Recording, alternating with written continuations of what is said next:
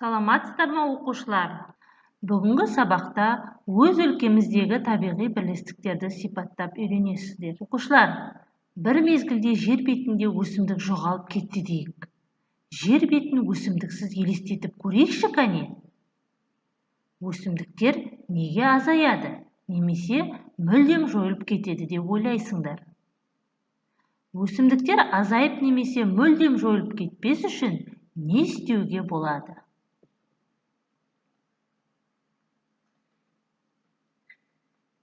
Өсімдіктер қоршаған орта жағдайына бейімделе отырып, ортақ аймақта бірлесе өседі. Шөл өсімдік сирек кездесетін құнарсыз топырақты аймақ.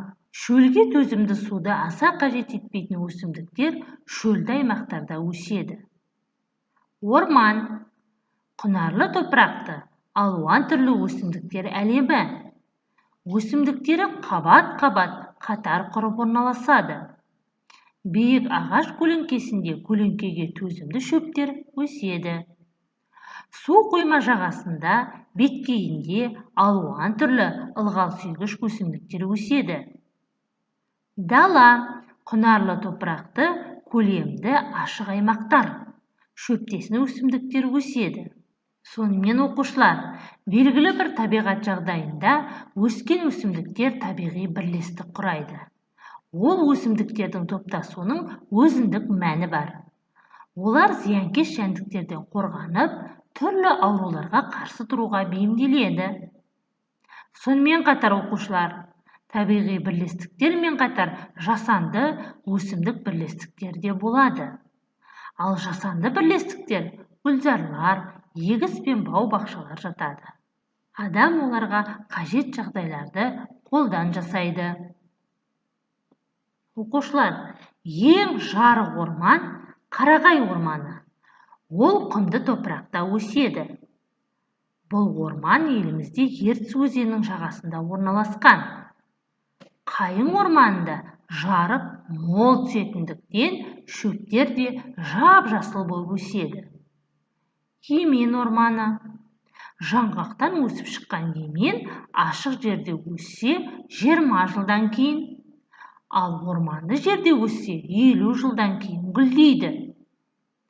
Қызғылттау келген гүлі көктемде жапырағымен бірге шығады.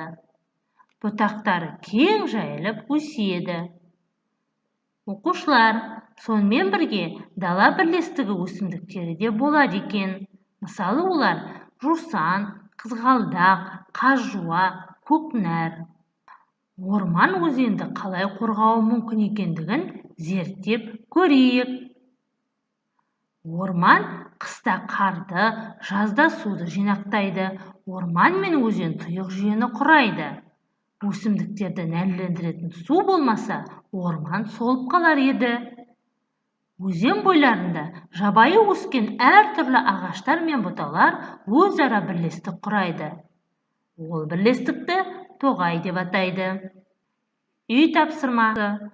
Бірлестіктердің атауын жазып, төмендегі сызбаны толықтырыңдар. Оқушылар, бүгінгі сабақтан алған әсерлеріңді жүйелеп, мына кесте бойынша жаза қойыңдар. Осымен сабағымыз аяқталды. Сау болыңыздар.